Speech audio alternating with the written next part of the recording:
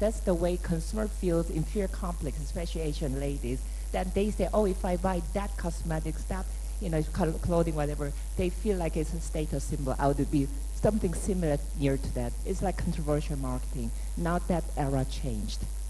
I think through this, as I said, Internet revolution, all these young emerging professionals, especially women, because now the knowledge-based economy, women's brain really excel because we have an emotional conscience beside intelligence that really required in this knowledge-based economy, because you sell product, you work with your colleague without seeing the face. It means it requires enormous intuitive power. Women possess that. So we have very soft brain, very imaginative brain.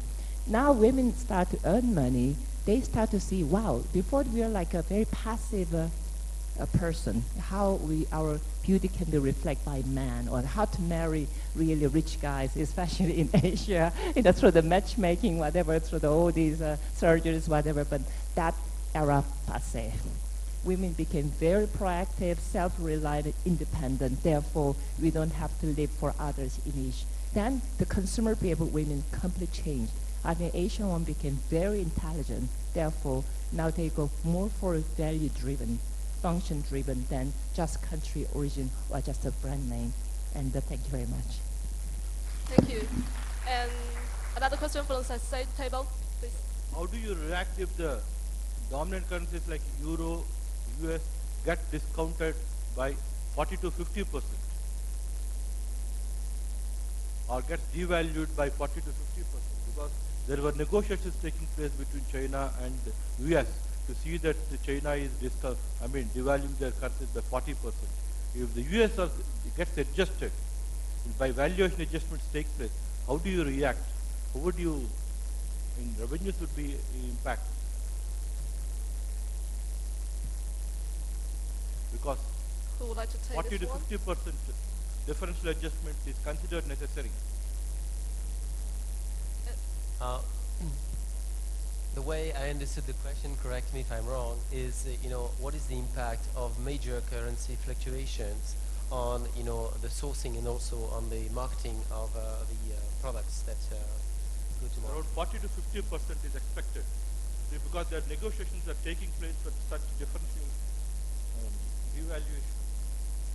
Maybe unless we have talked about that. So thank you very much for the question. Since we are selling a commodity, of course we are very affected by exchange rate fluctuations. For example, the Colombian coffee price is based on the exchange rate of the peso against dollars, plus the price of the New York Stock Exchange, plus the differential of the Colombian coffee beans. So if the exchange rate appreciates in what is currently the case in Colombia, our coffee becomes more expensive and the growers receive less and less money. And for consumer country it's an advantage because the coffee is becoming more and more cheap. This is the case, for example, with Japan. The Japanese yen is so strong these days. It's around 85 to 84 yen per dollar.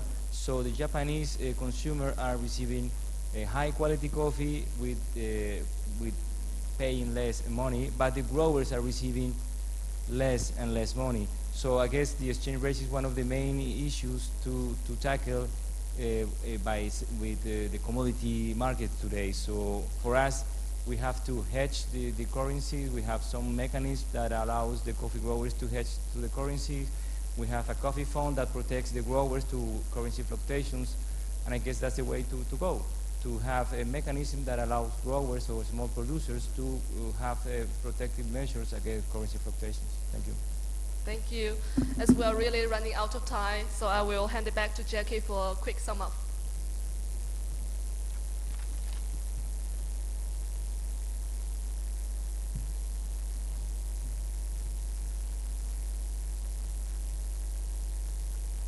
Life is a bit unfair because we started 15 minutes late and we are trying to catch up.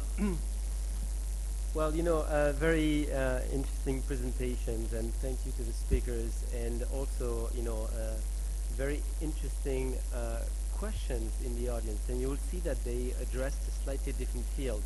So So if I just go through, some of the key points that were highlighted during that session.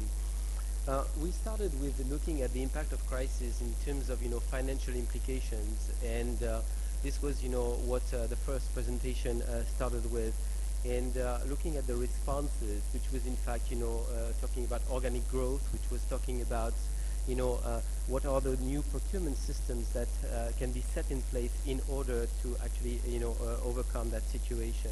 But the net of it was that one of the key messages we got from Imanchu was, trying to keep agility in the business in the way that the supply chain, have, to adapt to the fast-changing environments. And there was also, a closure related to the opportunities related to innovation, which is in fact, a key driver for future success. Then Andres didn't mention one thing which occurred to me whilst he was getting to the stage, which is in fact a stressful situation in a crisis environment should generate more coffee consumption, right? But anyway, just setting that apart. Andres addressed the change in the consumption patterns as a result, of the global model which is developed, which is in fact, having an influence on the ways the supply chain efficiencies are being developed, with the Colombian coffee experience. He also highlighted the difficulty and the linkage, and we should have, gone through several hours of in-depth discussions on, how to link hundreds of thousands of farmers to actually a global, world. And this is a fascinating experience because, there is a long history of, the Coffee de Colombia going to market. But there is also, the need to adapt to realities. And the latest comment, which was, by the way, on currency fluctuations, is actually a perfect illustration of how, an organization can link global markets to these small farmers' environments. There was an interesting reference to partnership models. And Andres hinted on the relationship with Coca-Cola, for example, that would, again, lend itself to further explorations. What are actually the association alliances and joint venture models which a business can take to actually improve its performance going global. Andres also mentioned the notion of just being a product supplier, but being very service oriented. He mentioned that the USP, the unique selling proposition of Café de Colombia, is around freshness and quality, but he also led us to think about the notion of service and the requirement to become a supplier to global corporations such as Nestle. Then he finished by telling us, the ambitious plans of growth of, his organization, and, how stretched an organization can be with ambitious plans like I indicated to us, a 40% growth by 2014. How can a small and medium-sized business in Colombia go to global scale and be able to match, the big challenges of such, ambitious growth requirements. Then Sunju, led us on to a slightly different experience with, in fact, the interesting perspective of how can a small enterprise, women-owned as a matter of fact, be taking on the challenge with very well-known, international European big brands in the luxury market, and what is required in order to be able to take on that challenge. The history that she went through, focused at one point in time on the acquisition of the MCM, global license in 2005, and then the rapid expansion. Now, the challenge again here is how can a small business that is a fast-growing business, that is global, like in 35 countries, actually manage the sales and distribution in a global environment, which is now, with a presence in 35 countries. So that is again putting a lot of stress on the organization. But Sunju hinted on some of the responses, like the IT that was hinted to as a way of getting the proper support to be able to manage these global operations. Of course, on the way there was an issue which was at the side, which was not directly related to supply chain, which is what Sunju highlighted, which is related to brand power and the way a small business